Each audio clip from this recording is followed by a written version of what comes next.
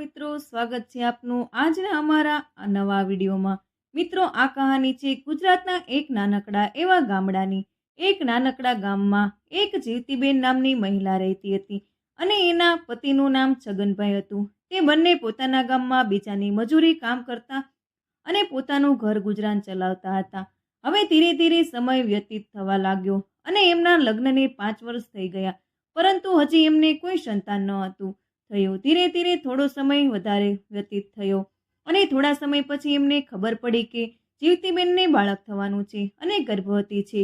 આવા ખબર પડતા જ તે બંને પતિ પત્ની ખૂબ જ ખુશ થઈ ગયા। ત્યારે છગનભાઈ પોતાના મનમાં ખૂબ જ પ્રસન્ન થયા હતા।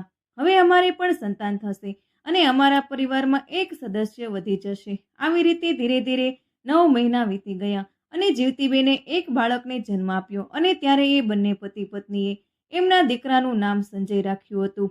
હવે એમના ઘરની અંદર એક સદસ્ય વધી ગયું હતું, એટલે છગનભાઈ વધારે મહેનત કરવા લાગ્યા હતા અને ધીરે ધીરે એમનો દીકરો સંજય પણ મોટો થતો ગયો અને જ્યારે તે 5 વર્ષનો થયો તો એના પિતાનું ગંભીર બીમારીમાં કારણે મૃત્યુ થઈ ગયું। ત્યારે પોતાના પતિની આવી રીતે અચાનક મૃત્યુ પછી જીવતીબેન અંદરથી સંપૂર્ણ રીતે ભાંગી પડ્યા હતા। ત્યારે એ વિચારવા લાગ્યા કે હવે હું એકલી શું કરીશ, કારણ કે હવે મારા પતિ પણ નથી રહ્યા, તો હું એકલા હાથે અમારા દીકરા સંજયને કઈ રીતે મોટો કરીશ, એનું ભરણ પોષણ કઈ રીતે કરીશ। ત્યારે જીવતીબેનના પિયરવાળા એમને સમજાવવા લાગ્યા અને કહ્યું કે જીવતી, હજી તો તારી ઉંમર નાની છે, તો આ બાળક અમને આપી દે, અમે એને સાચવી લઈશું અને તું કોઈ બીજાનો સારો છોકરો શોધીને બીજા લગ્ન કરી અને તારું ઘર વસાવી લે, કારણ કે હજુ તારી જિંદગી ખૂબ જ લાંબી છે, એટલે એકલા આવી રીતે તારી જિંદગી પસાર નહીં થઈ શકે। ત્યારે એમના પિયરવાળાની આ વાત સાંભળી જ્યોતિબેનને ખૂબ જ ખરાબ લાગ્યું અને કહેવા લાગ્યા કે મારો દીકરો મારા પતિની આખરી નિશાની છે અને હું એને બીજા કોઈને નહીં સોંપું। અમારા દીકરાના સહારે જ હું પોતાની જિંદગી વિતાવી લઈશ, પરંતુ હું ક્યારેય બીજા લગ્ન નહીં કરું। ત્યારબાદ જ્યોતિબેન ખૂબ જ મહેનત મજૂરી કરી પોતાના દીકરાને ઉછેરીને મોટો કરવાનું નક્કી કરી લીધું અને પોતે બીજાના ઘરમાં કામ કરીને મહેનત મજૂરી કરી પોતાનું બંને એના દીકરાનું ભરણ પોષણ કરી રહી હતી।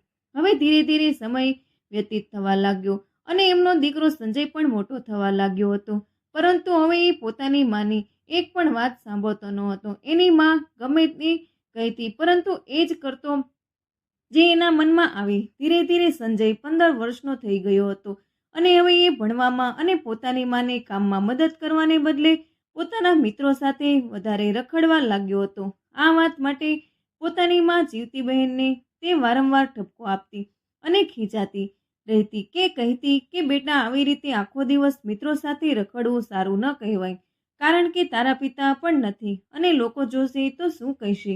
લોકો આ એમ જ કહેશે કે એની માને એને ખબર સાચવતી નથી એટલે એનો છોકરો બગડી ગયો। પરંતુ ત્યારે સંજય પોતાની માની કોઈ પણ વાત પર ધ્યાન ન દેતો અને એક દિવસ તે પોતાના મિત્રો સાથે બહાર ગયો હતો અને 15 વર્ષની ઉંમરમાં એના મિત્રો સાથે દારૂ પીને ઘરે પાછો આવ્યો।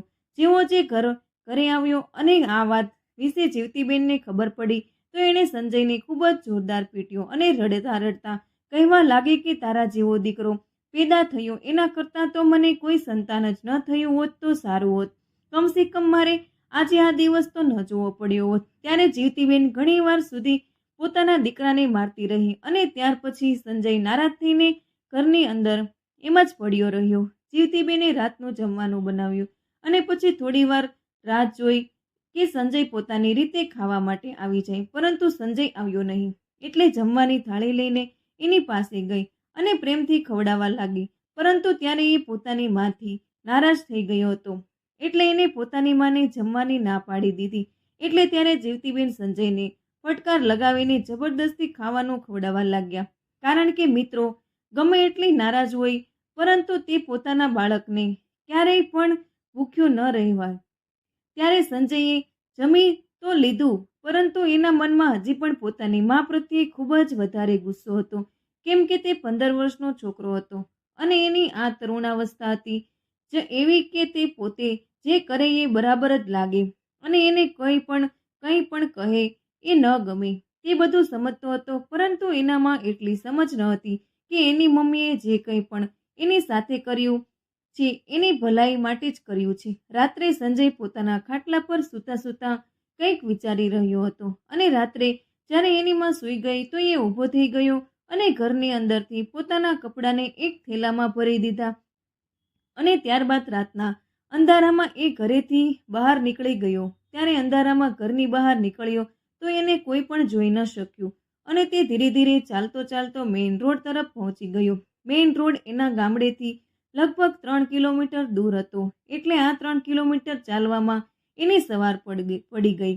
મેઇન રોડથી તે જેમ તેમ લઈને બધાઈને પોતાની મજબૂરીઓ જણાવીને એક મોટા શહેરમાં પહોંચી ગયો. તે મોટા શહેરમાં તો પહોંચી ગયો, પરંતુ એટલી બધી ભીડ એને પહેલીવાર જોઈ હતી. આટલી ભીડ જોઈને તે વિચારમાં પડી ગયો અને આવતા જતા લોકો તરફ જોવા લાગ્યો. એને જોયું કે દુનિયા ચાલી રહી છે અને કોઈ પણ કારણસર આ દુનિયા રોકવાની નથી. બધા જ લોકો પોતાના કામમાં વ્યસ્ત હતા. કોઈ કંઈક કામ કરી રહ્યું હતું તો કોઈક કંઈ. અને હવે જ્યારે સંજયને ખૂબ જ ભૂખ લાગી તો એક હોટલ તરફ ગયો. હોટલમાં ગયા બાદ સંજય હોટલવાળા સાથે વાત કરી અને એને કહ્યું કે મારું આ દુનિયામાં કોઈ પણ નથી અને હું એવું ઈચ્છું છું કે તમે મને ખાવાનું આપો, એના બદલામાં હું તમારું કામ કરી દઈશ. એટલે જે હોટલનો મેનેજર હતો એ પહેલાં તો સંજયને ના પાડવા લાગ્યો અને કહેવા લાગ્યો કે અમે કોઈ બાળકને કોઈ કામ પર નથી રાખતા. પરંતુ ત્યારે સંજય એમને ખૂબ જ વધારે વિનંતી કરવા લાગ્યો અને કહેવા લાગ્યો કે મને ખૂબ જ ભૂખ લાગી છે, એટલે પ્લીઝ મને તમે કંઈક ખાવા માટે આપી દો, આને બદલામાં હું તમારું કામ કરી દઈશ. એટલે ત્યારે એ મેનેજર વિચારવા લાગ્યો કે ચાલો ઠીક છે, આ છોકરો જમ્યા પછી કંઈક ને કંઈક કામ તો કરી જ લેશે. ત્યારબાદ એ મેનેજરે સંજયને ખાવા માટે થાળી આપી અને કહી દીધું કે આ હોટલની અંદર તારે વાસણ સાફ કરવાના થશે. એટલે તારે ખાવાનું ખાધા પછી સંજય વાસણ સાફ કરવા લાગે. વાસણ સાફ કરીને પછી પાછો એ મેનેજર પાસે આવ્યો અને એ મેનેજરને કહેવા લાગ્યો, સાહેબ, આ શહેરમાં હું કોઈને પણ ઓળખતો નથી અને હું મારા ગામડેથી અહીં આવ્યો છું, અહીં કંઈક કામ કરવા માટે અને ના તો મારી પાસે રહેવા માટે છત છે અને ના પેટનો ખાડો પૂરવા માટે ભોજન. જો તમારી આજ્ઞા હોય તો હું આજ હોટલમાં કામ કરી લઈશ અને રાત્રે અહીં જ સૂઈ જઈશ.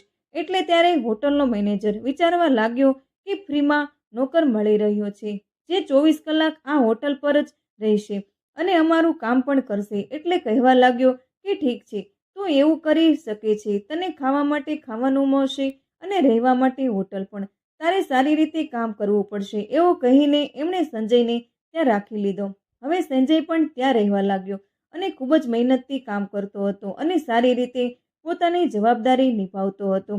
મેનેજરે જ્યારે આ રીતે ઈમાનદારીથી એને કામ કરતા જોયો તો એમને ખૂબ જ સારું લાગ્યું અને વિચારવા લાગ્યો કે આ તો ખૂબ જ મહેનતુ છોકરો છે અને એ જ કારણસર મેનેજર તેની પાસે વધારે કામ કરાવડાવી લેતા હતા. દેવ કે શાકભાજી સુધારવું અથવા તો બજારથી કંઈક સામાન લઈ આવવો અને લોકોને ખાવાનું પીરસવું. દિવસભર હોટલ પર કામ કરતો અને સાંજે તે જ હોટલમાંથી સૂઈ જતો. એ કામના બદલામાં એને ખાવાનું મળતું અને સૂવા માટે હોટલ તો હતી જ. આવી રીતે એના દિવસો પસાર થવા લાગ્યા. ધીરે ધીરે સમય પસાર થઈ રહ્યો અને સમયની સાથે સંજય ધીરે ધીરે મોટો થવા લાગ્યો. હોટલ પર કામ કરતા એને આજે 2 વર્ષ થઈ ગયા હતા, તો હવે એની ઉંમર 17 વર્ષની થઈ ગઈ હતી. ત્યારે એક દિવસ તે હોટલના મેનેજરને કંઈક કામથી બહાર જવું પડ્યું. એટલે એને સંજયને કહ્યું કે બેટા, તું આજે એક કામ કરજે, આ હોટલનું તું સારી રીતે ધ્યાન રાખજે અને કોઈ પણ કસ્ટમર આવે તો એને સારી રીતે સંતુષ્ટ કરજે. એટલે ત્યારે સંજયે કહ્યું, ઠીક છે મેનેજર સર, તમે આરામથી કંઈ પણ ચિંતા કર્યા વગર લઉં, હું હોટલને સારી રીતે સંભાળી લઈશ. કેમ કે 2 વર્ષની અંદર તેણે હોટલના બધા જ કામ શીખી લીધા હતા. એને ખબર હતી કે ગ્રાહકોને કઈ રીતે હેન્ડલ કરવાના હોય અને કઈ રીતે એની સાથે વ્યવહાર કરવો જોઈએ. હવે એ મેનેજર 2 દિવસ માટે છુટ્ટી પર જતા રહ્યા અને 2 દિવસ સુધી સંજય તે હોટલને સારી રીતે મેનેજ કરવા લાગ્યો અને એને ગ્રાહકોની સારી રીતે સંતુષ્ટ કર્યા. હવે 2 દિવસ પછી જ્યારે મેનેજર આવ્યો તો એને જોયું કે સંજય હોટલને સારી રીતે મેનેજ કરી લીધી છે અને જે વર્કર હતા એમણે જણાવ્યું કે સંજય ખૂબ સારી રીતે કામ કર્યું છે અને એને કંઈ પણ પ્રોબ્લેમ પણ નથી આવ્યો. આ વાતને સાંભળીને પહેલો મેનેજર ખૂબ જ ખુશ થઈ ગયા અને એ વિચારવા લાગ્યા કે આ તો ખૂબ જ સારું થયું, મારું કામ સરળ થઈ ગયું. હવે આ ઘટના પછી મેનેજર વારંવાર છુટ્ટી પર જતો રહેતો અને પાછળથી સંજયને આ હોટલની દેખરેખ કરવા માટે છોડી જતો. સંજય પણ એ હોટલને સંભાળવાની સાથે સાથે બાકી બધા કામોમાં પણ પોતાની રુચિ દેખાડતો અને ખૂબ જ મહેનત અને ઈમાનદારીથી સાથે બધા કામને શીખતો. હવે આવી રીતે કરતાં કરતાં એક દિવસ મેનેજર છુટ્ટી પર ગયા હતા અને એ જ સમયે હોટલના માલિકને હોટલને જોવા માટે આવી ગયા. હોટલના માલિક જેવા જ અંદર આવ્યા તો એમને જોયું કે મેનેજરની જગ્યાએ એક બીજો છોકરો કામ કરી રહ્યો હતો અને ખૂબ જ સારી રીતે ગ્રાહકો સાથે વાત કરતો હતો. ત્યારે હોટલના માલિક હોટલની અંદર આવ્યા તો સંજય એમની સાથે ખૂબ જ સારી રીતે વ્યવહાર કર્યો અને પૂછ્યું કે સર, તમને જમવાનું શું જોઈએ છીએ? ત્યારે હોટલના માલિક એક ટેબલ પર બેસી ગયા અને એમને ખાવા માટે ઓર્ડર આપી દીધો. હોટલના માલિક ટેબલ પર બેઠા બેઠા જમવાની રાહ જોઈ રહ્યા હતા. ત્યારે સંજય એમના માટે જમવાનું લઈ આવ્યો અને જેવો જ એ જમવાનું લઈ આવ્યો તો હોટલના માલિક કે તેમને ભોજનમાં કંઈક ખામી કાઢી અને સંજયને ખીજાવા લાગ્યા. એટલે બધો સ્ટાફ ત્યાં ભેગો થયો અને પરંતુ ત્યારે સંજય ખૂબ જ સારી રીતે રિસ્ટ્યુએશન અને હેન્ડલ કરવાની કોશિશ કરી અને ખૂબ જ શાંતિ અને પ્રેમથી હોટલના માલિક સાથે વાત કરી. આ હોટલના માલિકને જોઈને પોતાના મનમાં ખૂબ જ ખુશ થયા. ત્યારે સંજય જાણતો ન હતો કે તે આ હોટલના માલિક છે, છતાં પણ એમની સાથે કેટલા પ્રેમથી અને સન્માનથી વાત કરી રહ્યો હતો. એનો મતલબ કે તે બધા ગ્રાહકો સાથે સારી રીતે વર્તન કરતો હતો. સ્ટાફના અમુક લોકો જે જૂના વર્કર હતા એ ઓળખના હતા કે આ તો હોટલના માલિક છે અને એવો એકદમથી એમને નમસ્તે કરવા લાગ્યા. એટલે સંજય આ વાતને થોડો જોઈને હેરાન રહી ગયો અને પૂછવા લાગ્યો કે આ કોણ છે? તો બીજા વર્કરે કહ્યું કે આ તો હોટલના માલિક છે અને એ તો ક્યારેક ક્યારેક આ હોટલની મુલાકાત લેવા માટે આવે છે. આ વાત સાંભળી અને સંજય એકદમ શાંત ઊભો રહી ગયો. ત્યારે હોટલના જે માલિક હતા એને એની પીઠ થપથપાવી અને કહેવા લાગ્યો, શાબાશ બેટા, તે જે કંઈ પણ કર્યું તે ખૂબ જ સારું અને મેં બરાબર કર્યું છે. ત્યાર પછી તેમણે સમજાઈને પૂછ્યું કે બેટા, હોટલના મેનેજર જેને મેં રાખ્યા હતા એ ક્યાં છે? એટલા બધા સ્ટાફવાળા એમને કહી દે છે કે તે વારંવાર છુટ્ટીએ જતા રહે છે અને પોતે છુટ્ટીમાં જાય ત્યારે સંજયને કામ સોંપીને જાય છે અને આ આપણા હોટલની અંદર જ રહે છે. હોટલના જે માલિક હતા એમણે સંજયનું કામ પણ જોયું લીધું હતું અને એની મજબૂરી પણ લીધી હતી કે એની પાસે રહેવા માટે ઘર નથી અને ખૂબ જ ઈમાનદારીથી કામ કરે છે. એટલે જે હોટલના માલિક હતા એમણે મેનેજરને ફોન કર્યો અને એમને કહી દીધું કે આજ પછી તમારે મારી હોટલમાં આવવાની કોઈ જરૂરત નથી, મેં બીજો મેનેજર રાખી લીધો છે. ત્યારબાદ હોટલના માલિકે સંજયને તે હોટલનો મેનેજર બનાવી દીધો અને કહ્યું કે બેટા, તું ખૂબ જ મહેનતથી અને ઈમાનદારીથી કામ કરજે. આવી રીતે તે હોટલના માલિક એને મેનેજર બનાવીને ત્યાંથી જતા રહ્યા. એમની બીજી પણ ઘણી બધી હોટલો હતી, પરંતુ બધી હોટલોમાં જે હોટલનો મેનેજર સંજય હતો એ હોટલ ખૂબ જ વધારે પ્રગતિ કરવા લાગી હતી. એમાં ખૂબ જ વધારે ગ્રાહક આવવા લાગ્યા હતા અને એની નામના દિવસે ને દિવસે વધતી જતી હતી. આ વાતને જોઈને જે હોટલના માલિક હતા એ હેરાન રહી ગયા અને વિચારવા લાગ્યા કે આ છોકરો તો ખૂબ જ વધારે મહેનતથી છે, જેના કારણે જ મારી હોટલમાં આટલી સારી પ્રગતિ થઈ રહી છે અને આટલા બધા વધારે ગ્રાહક હોટલ પર આવી રહ્યા છે. એક દિવસ તે હોટલના માલિકે સંજયને પોતાના ઘરે બોલાવ્યો. એટલે સંજય એમના ઘરે ગયો. તે હોટલના માલિકનું ઘર ખૂબ જ આલિશાન હતું અને એમની પાસે ઘણી બધી ગાડીઓ પણ હતી અને બંને પતિ પત્ની જ હતા. તે ઘરમાં રહેતા હતા. સંજય જેવો જ એ હોટલના માલિકના ઘરની અંદર ગયો તો હોટલના માલિક ત્યારે જમી રહ્યા હતા. એટલે એમને સંજયને પણ ડાઇનિંગ ટેબલ પર બેસવા માટે કહ્યું અને પછી એની સાથે વાતો કરવા લાગ્યા અને કહેવા લાગ્યા કે બેટા, જે હોટલને તું ચલાવી રહ્યો છે એનો સેલ ઘણો વધારે વધી ગયો છે અને મારી બીજી ઘણી બધી હોટલો પણ છે. તો હું એવું ઈચ્છું છું કે તું બધી હોટલોને આવી રીતે જ મેનેજ કરે અને સારી રીતે એમને ચલાવે. આ વાત સાંભળીને સંજય ખૂબ જ ખુશ થઈ ગયો અને પોતાના માલિકના મોઢેથી પોતાની પ્રશંસા સાંભળી અને કહેવા લાગ્યો કે ઠીક છે સાહેબ, જેવું તમે કહી રહ્યા છો એવું જ થશે. અને ત્યારબાદ સંજય એમની બધી જ હોટલની સારી રીતે દેખરેખ કરવા લાગ્યો અને બધી હોટલનું કામ સંજય પોતે જ જોવા લાગ્યો. હવે હોટલની અંદર ભલે કોઈ નવો સ્ટાફ ભરતી કરવાનો હોય અથવા તો કંઈ પણ પ્રકારનું મોડિફિકેશન કરવાનું હોય, બધું જ કામ સંજય સંભાળતો હતો. આવી રીતે ધીરે ધીરે સમય પસાર થવા લાગ્યો અને સંજય 22 વર્ષનો થઈ ગયો હતો અને હવે એ જૂનો અને જાણીતો થઈ ગયો હતો. એટલે ઘણી વખત એ હોટલના માલિકના ઘરે જતો રહેતો, કેમ કે તે જ બધો હિસાબ કિતાબ જોવાનો હતો અને કંઈ પણ રૂપિયાની હોટલમાંથી કમાણી થતી એ બધો જ હિસાબ કિતાબ એ માલિકને સમજાવવા માટે અને એમને આપવા માટે એમને ઘરે જતો હતો. એ જ્યારે પણ પોતાના હોટલના માલિકના ઘરે જતો તો એના માલિક અને એમના પતિને ખૂબ જ પ્રેમથી બેસાડતા અને વાતો કરતા અને એને ખૂબ જ સારી નજરોથી જોતા હતા, કેમ કે સંજય ખૂબ જ વધારે મહેનતી છોકરો હતો અને સારી રીતે એમને માન સન્માન પણ આપતો હતો અને ઘરના કોઈ પણ કામમાં તેઓ સંજયને જોતા હતા.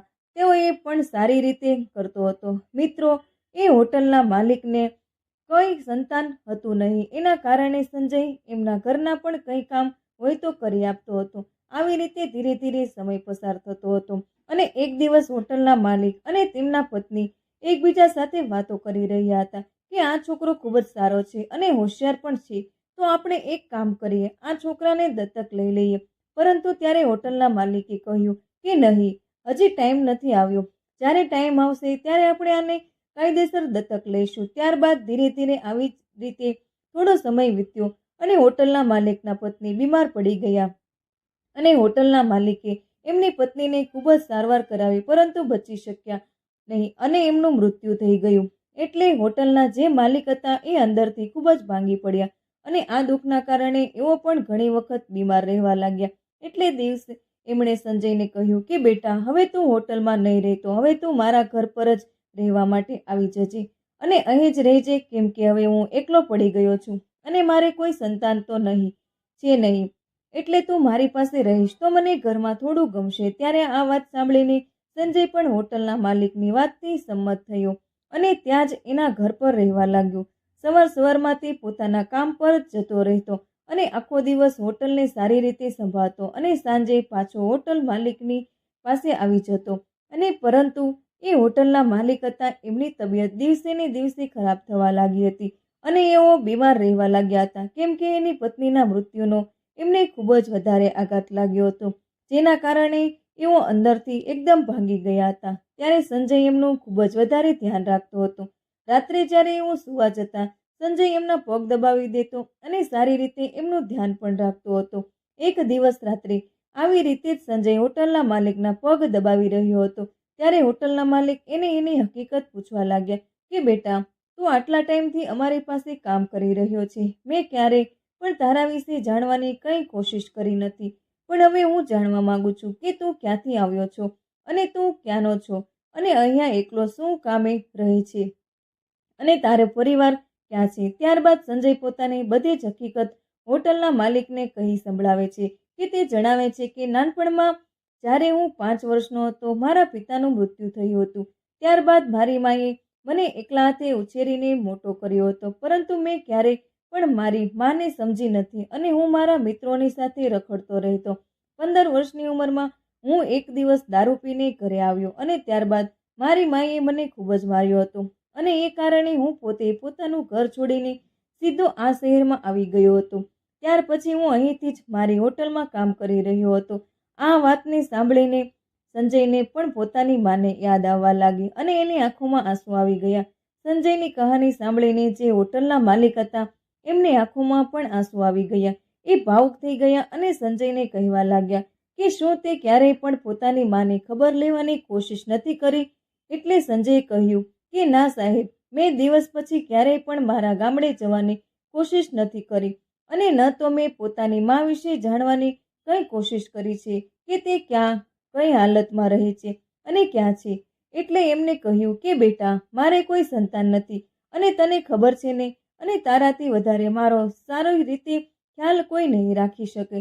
એટલે હું વિચારું છું કે મારી બધી જ મિલકત હું તારા નામે કરી દઉં. ત્યારબાદ આપણે બધાય સાથે જ આ ઘરમાં રહીશું. તો એક વખત પોતાના ગામડે જઈને પોતાની માને પણ અહીં લઈ આવ. આ વાત સાહેબ જેવી જ સંજય સાંભળી તો એના ઉદાસ ચહેરા પર થોડી ખુશી આવી ગઈ અને હોટલના માલિકને ગળે વળગી ગયો. ત્યારબાદ કહેવા લાગ્યો કે શું હું તમને બાપુજી કહીને બોલાવી શકું? એટલે હોટલના માલિકે એને ગળે લગાડીને આંસુ સાથે કહેવા લાગ્યા કે બેટા, આ શબ્દ સાંભળવા માટે તો આખી જિંદગી મારા કાન તરસી ગયા છે. તું મને બાપુજી કહીને જરૂર બોલાવી શકે છે. બીજા દિવસે સવારમાં હોટલના માલિક સંજયને પોતાની સાથે લઈને વકીલને મળવા ગયા અને ત્યાં જઈને તેમને પોતાની બધી જ મિલકત સંજયના નામે કરી નાખી. અને ઘરે આવતા જ હોટલના માલિકે સંજયને કહ્યું કે બેટા, મારી તો તબિયત ખરાબ છે, પરંતુ તું આમાંથી કોઈ પણ ગાડી લઈ જા અને તારી માને તારી સાથે અહીં લઈ આવ. ત્યારે સંજય સારી રીતે તૈયાર થઈ એક ગાડી લઈને પોતાની સાથે ડ્રાઈવર લઈને સીધો પોતાના ગામડા તરફ નીકળી ગયો. 8-10 કલાકની મુસાફરી કર્યા બાદ પોતાના જૂના ગામડે પહોંચી ગયો. ત્યાં જઈને જેવો જ પોતાના ઘરની સામે ઊભો રહ્યો તો એની નાનપણની બધી જ યાદો ચિત્રની જેમ સામે આવી ગઈ. કેમ કે તે રીતે એ ઘરના આંગણામાં દોડાદોડી કરતો રહેતો. એની મા એને ક્યારેક મારતી તો ક્યારેક પ્રેમ કરતી અને આ બધી વાતો વિચાર્યા બાદ એની આંખોમાં આંસુ નીકળી આવ્યા. જેવો જ એ ગાડીમાંથી બહાર નીકળ્યો તો ગામવાળા એને જોવા લાગ્યા અને વિચારવા લાગ્યા કે આટલી મોટી ગાડીમાં આટલા સારા કપડાં અને કોણ આવ્યું. ત્યારબાદ સંજય સીધો પોતાના ઘરે પહોંચી ગયો. ઘરે પહોંચીને એને જોયું કે એના ઘરની હાલત ખૂબ જ તૂટેલી ફૂટેલી છે. નાનકડો એવો રૂમ હતો અને રૂમની દિવાલો ફણી બની ઈંટો પર બહાર નીકળી હતી. એનું ઘર ખૂબ જ દયનીય સ્થિતિમાં હતું.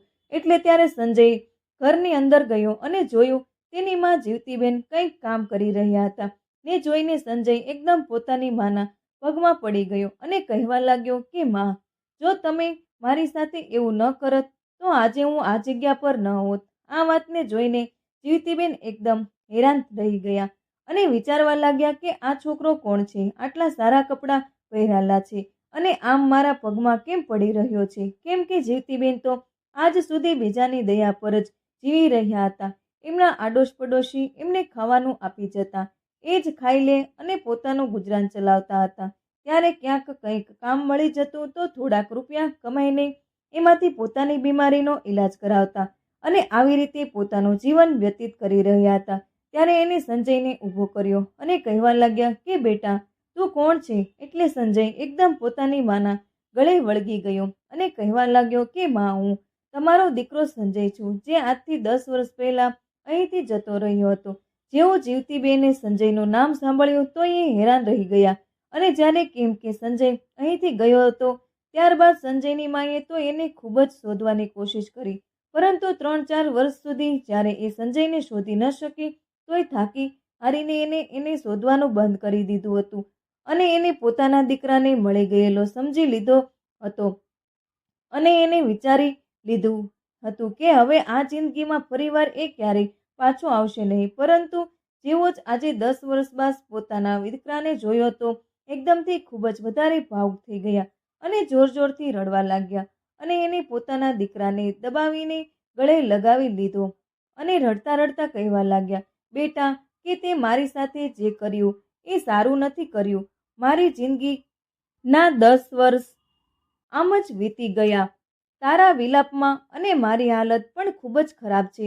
જેવો જ સંજય ઘરની અંદર ગયો હતો તો એ ગામના અડોશ પડોશવાળા લોકો જે જીવતીબેનની મદદ કરતા એ લોકો પણ ઘરની અંદર એકઠા થઈ ગયા અને જેવી જ તે લોકોને ખબર પડી કે તે જીવતીબેનનો એકનો એક જ દીકરો છે કે જે આજથી 10 વર્ષ પહેલા એમને છોડીને જતો રહ્યો હતો, તે બધા લોકોના ચહેરા ઉપર પણ ચમક આવી ગઈ અને એવું વિચારવા લાગ્યા કે ચલો સારું થયું, આ બિચારોનો ઘટપણ તો સહારો આવી ગયો.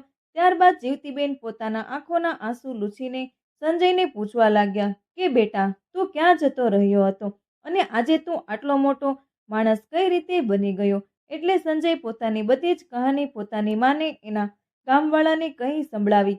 એને કહાની સાંભળી ગામવાળાને આંખોમાં પણ આંસુ આવી ગયા. ત્યારે સંજયની માં વિચારવા લાગી કે મારા દીકરાને કેવા દિવસો જોવા પડ્યા હતા અને બધી મુશ્કેલીઓમાંથી પાર થઈને આજે કેટલો મોટો માણસ બની ગયો.